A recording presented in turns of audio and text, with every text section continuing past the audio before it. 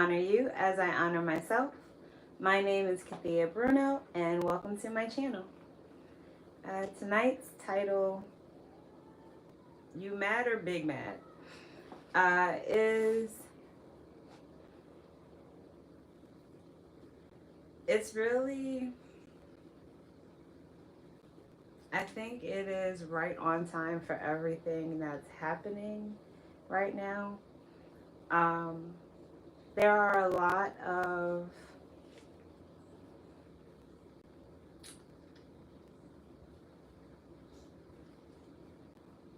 attacks.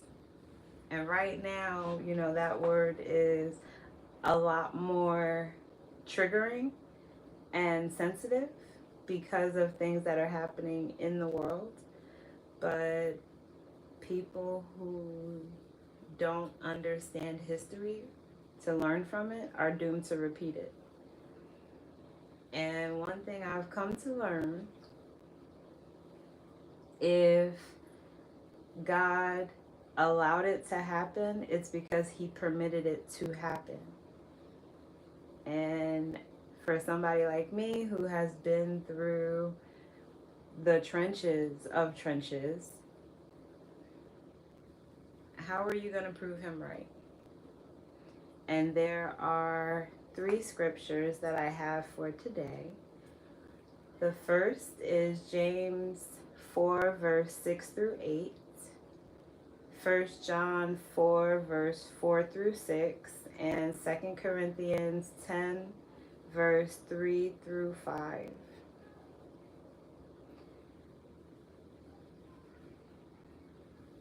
Regardless of where you are from,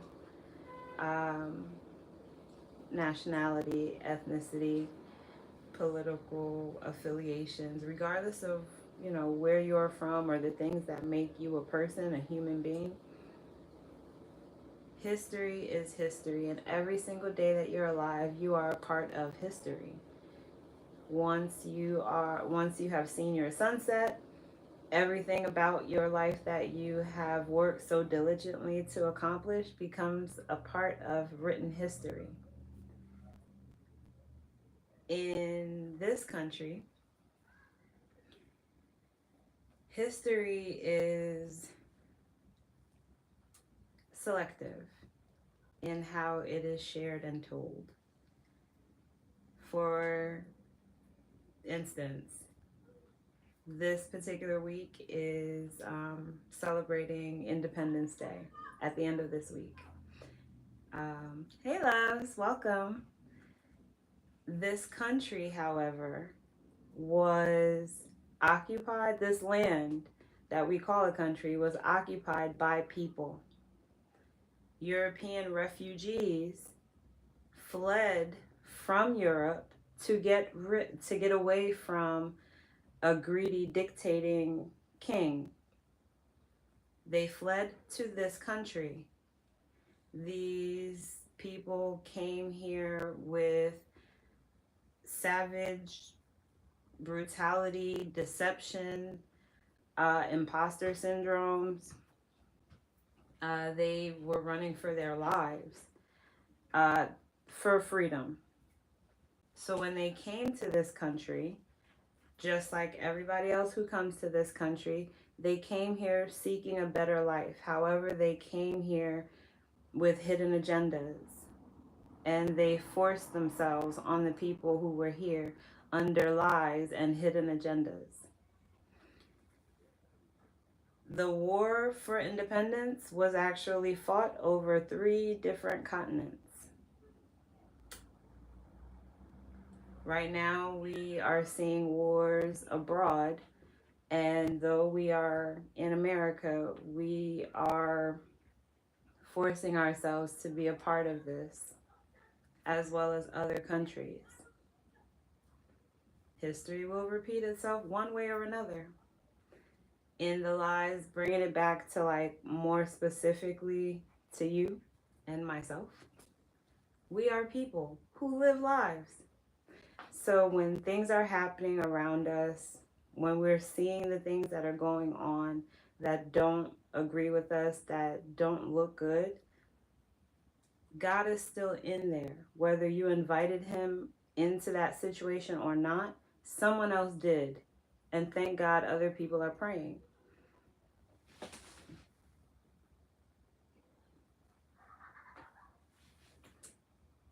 One thing that our leaders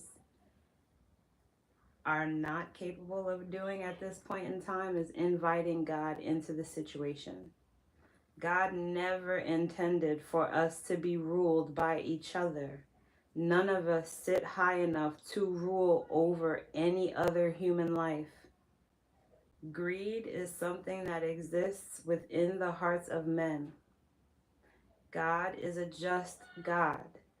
But when people turn away from him, they have chosen to be ruled by people who are not as benevolent, not filled with justice, not filled with righteousness. They're filled with other things, just like any other human being. One particular, there are two stories from the Bible that I'll be focusing on. And the first one is Job. No one living, dead or alive, is as faithful to God as Job was. Job's story, however, has been looked at through multiple thoughts, opinions, and viewpoints. But the bottom line about that story, regardless of what happened, God permitted the attacks on Job's life around him to the things that he loved and cherished the most in this life. But in everything that happened that God permitted to happen to Job, Job never blamed God. He never sinned. And he was determined, whether he knew it or not, and he didn't know it at the time, to prove God right. Satan's job as the adversary of the brethren is to prove to God how unworthy we are of God's blessings. Meanwhile, we have not made it to heaven yet if we can still talk about these things. Even the people who have seen their sunsets, they're sleeping right now. The people who have gone up to heaven, who have been called to heaven, that was their predetermined destination regardless. Even in saying that, like, I often wondered why there was only 144,000 people that would, see the second coming or make it to heaven on earth. We're actually living the reason right now. People choose to sell themselves to the enemy. People choose to support the wrong things on purpose, regardless of how much truth, regardless of how many facts, regardless of how many people have openly decided to be Satan's butt pirates and fleshlights. People choose to serve the principalities of this world. And it's only a small number of people who are actually proving to God that regardless of what they see, regardless of what they're experiencing, they're going to stick with God and prove why they are on the winning team.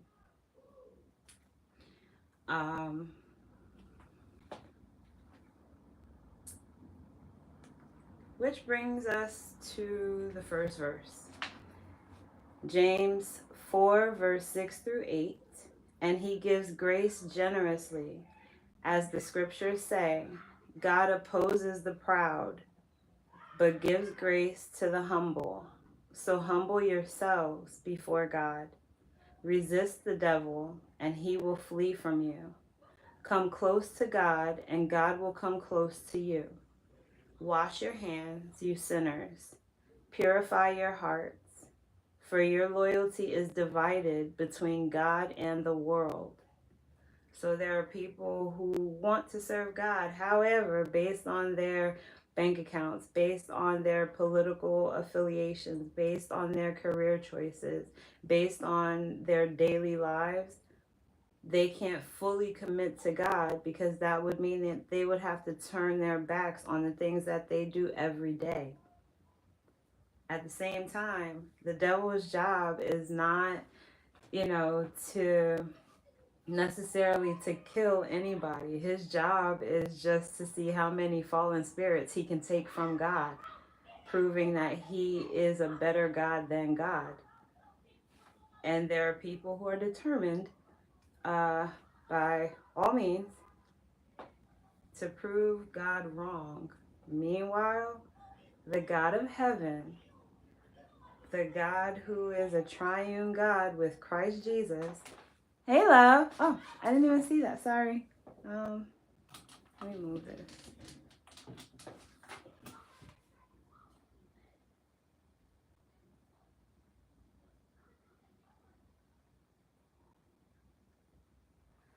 Okay.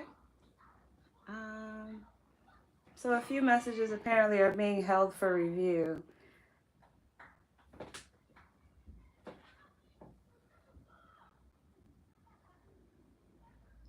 Okay.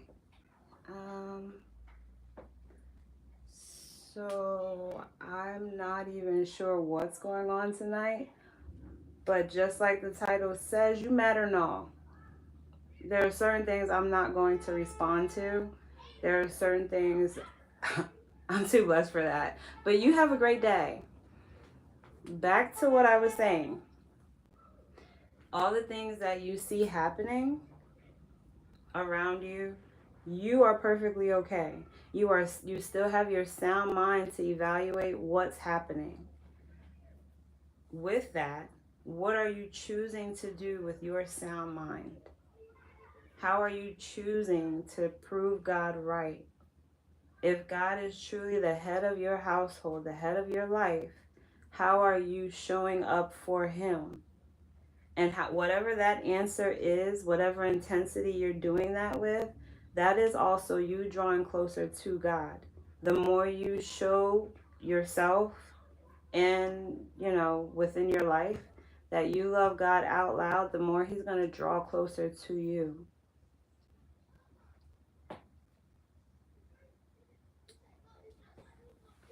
Also, Satan's job is, he got kicked out of heaven, okay, like a scuzz bucket from a bar. So to let somebody of that caliber talk you out of your kingdom bound privileges, that takes some self-evaluation, okay? All right. The blind leading the blind is where we are at this point in time in life. Open your spiritual eyes. Please and thank you. Only you can prevent forest fires. But in the moments where you find yourself struggling, going through things, like I said before, it's a lot easier to focus on what's happening right here and now in front of you.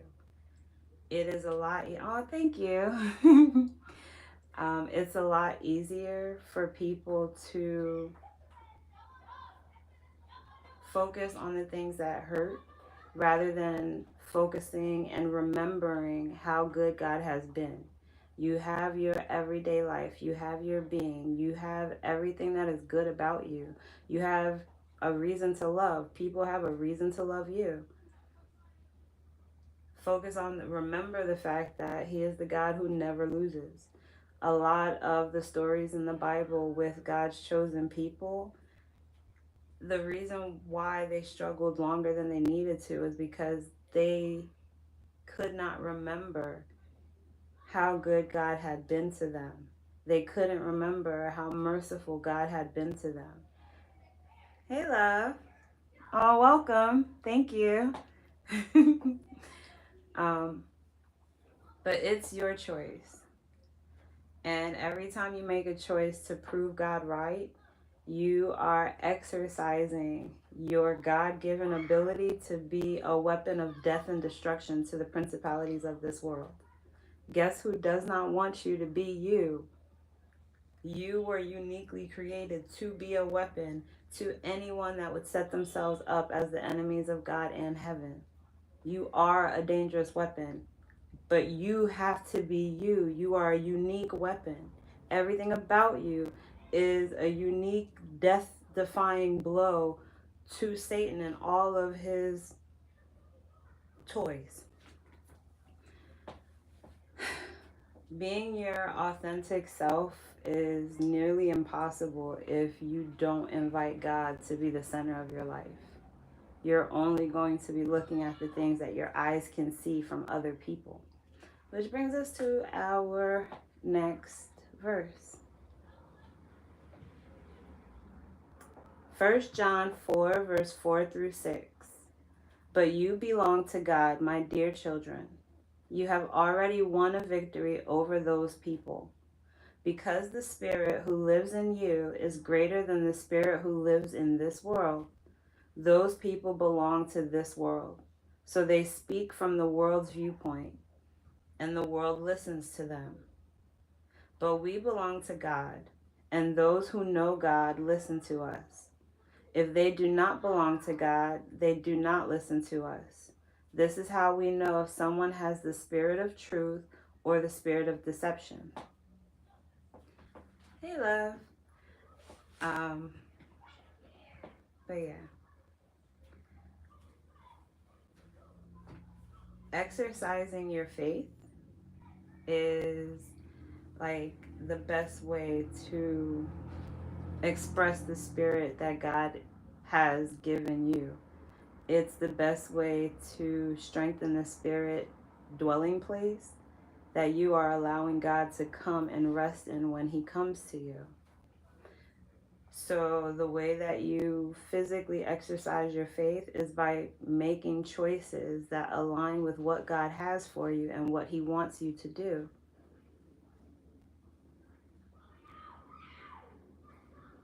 Aww.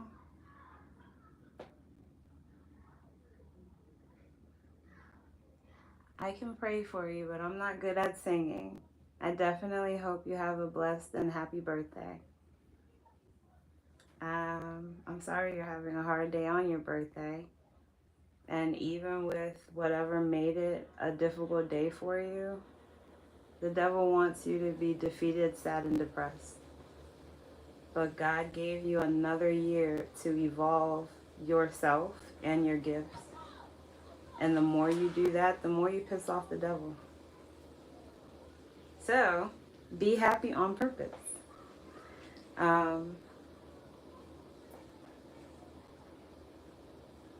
Your choice to prove God right is how you attack the enemy. So your choice to be happy, your choice to spread joy instead of negativity is how you attack the enemy. He's perfectly okay with, spreading misery. That's why he loves company so much, but so does happiness and joy. And our last verse, 2 Corinthians 10, verse 3 through 5. It is true that we live in this world as humans, but we do not use our human ideas to fight against what is wrong.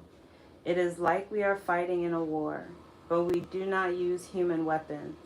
Instead, we use God's weapons. Those weapons are powerful enough to destroy the enemy's strong places. We use those weapons to destroy people's wrong ideas. People may speak proud ideas that stop other people from knowing God. We show that those ideas are completely wrong.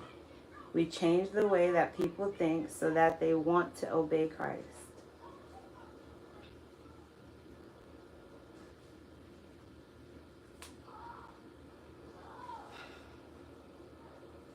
Every single principality and Satan's playthings, in my humble opinion, can kindly, no, matter of fact, strike that, can violently choke on every single feather of my left wing.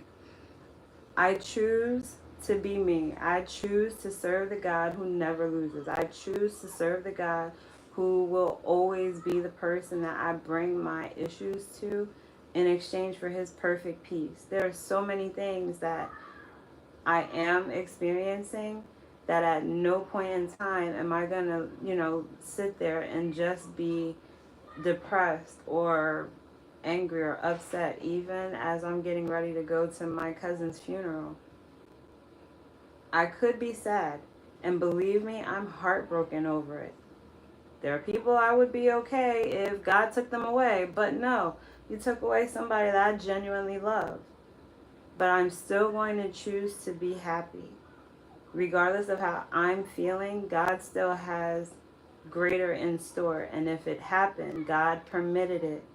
So I can either be bogged down by negative feelings, emotions, and thoughts, or I can put those negative feelings and thoughts under my thumb, bring them to God, and focus on the good things that I still have in my life. I still have my uncle.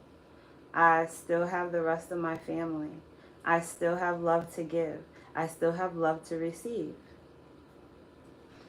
And one thing God does with the peace that He gives us, He never asked us to be perfect. He never asked us to know everything. He asked us to be loyal and faithful. He asked us to be people of integrity. And when you have integrity, you find it like cringy to like do the things that are not for you. Another revolutionary war is probably coming. And hopefully people are, bringing God into it. Every war that has been fought, very few people brought God into it. But the people who did, they saw better results, even if it didn't go in their way. God is still with you. And as much as, the Bible talks about being proud, the principalities of this world have been so comfortable doing wrong and wronging other people that they've gotten comfortable, and they speak proudly. They don't care about what they're saying. They don't care about consequences, because who's going to check them? Meanwhile, God is going to pay back everything. And because He likes to go above and beyond, even His punishments are going to be above and beyond. He's not going to turn anybody into a pillar of salt or anything in front of their loved ones. But He is going to make sure that His justice is what stands at the end of the day, which is why He is the only ruler and leader that we should be submitting to.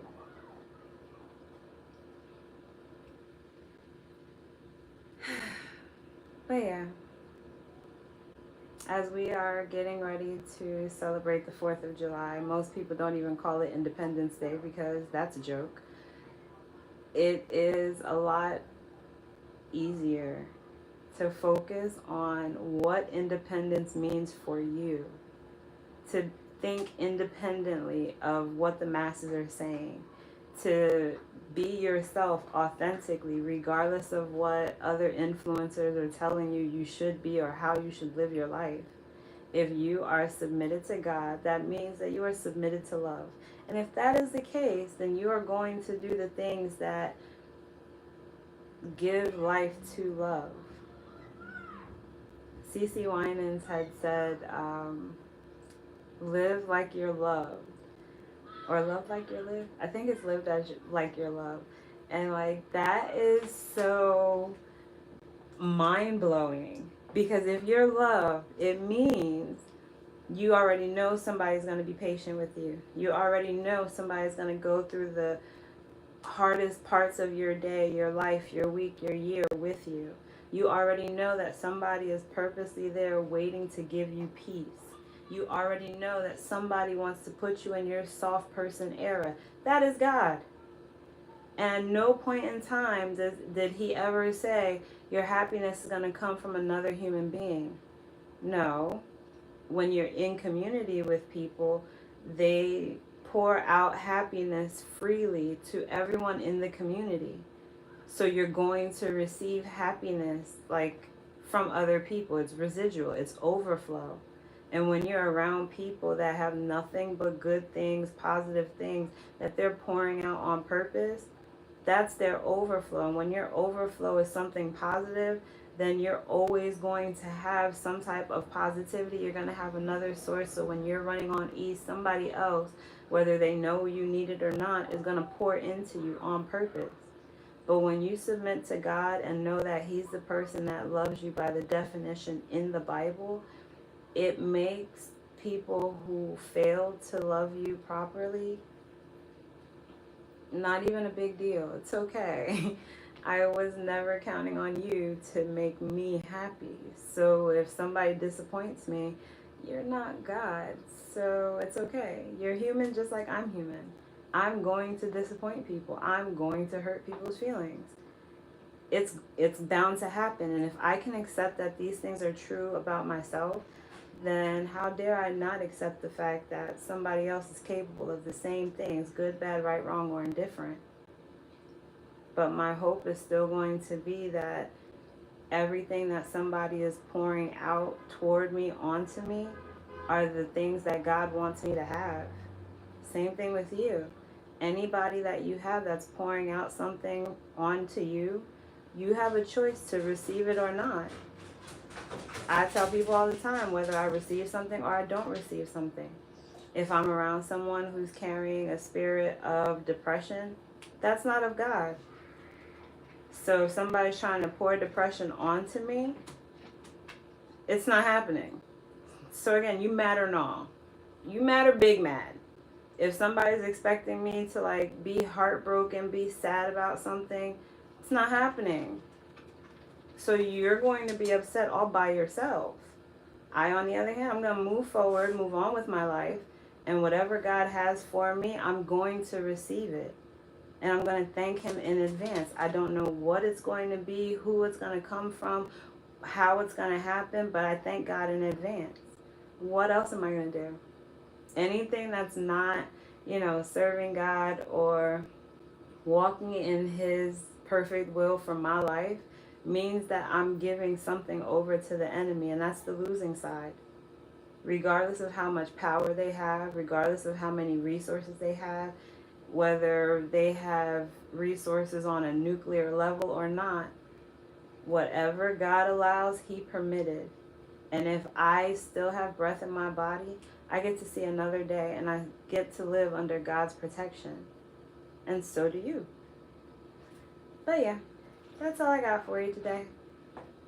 My baby is down here and giving me the pouty face.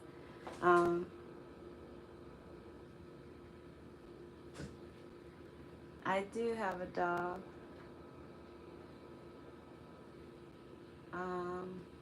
I don't really have a money goal, but yeah, my baby does what he wants. He's pretty much spoiled. But yeah, I'm going to get off here. I definitely hope people will choose life. Choose what God has for you. You won't be disappointed. It'll hurt. You're going to go through some things. And depending on the level of blessings He has for you, to the person that's going to receive much, you're going to have to go through even more. Everything that you go through is a type of sacrifice that you're giving back to God. If it hurts, receive healing. If it stresses you out, receive peace. If it irks your soul, receive joy.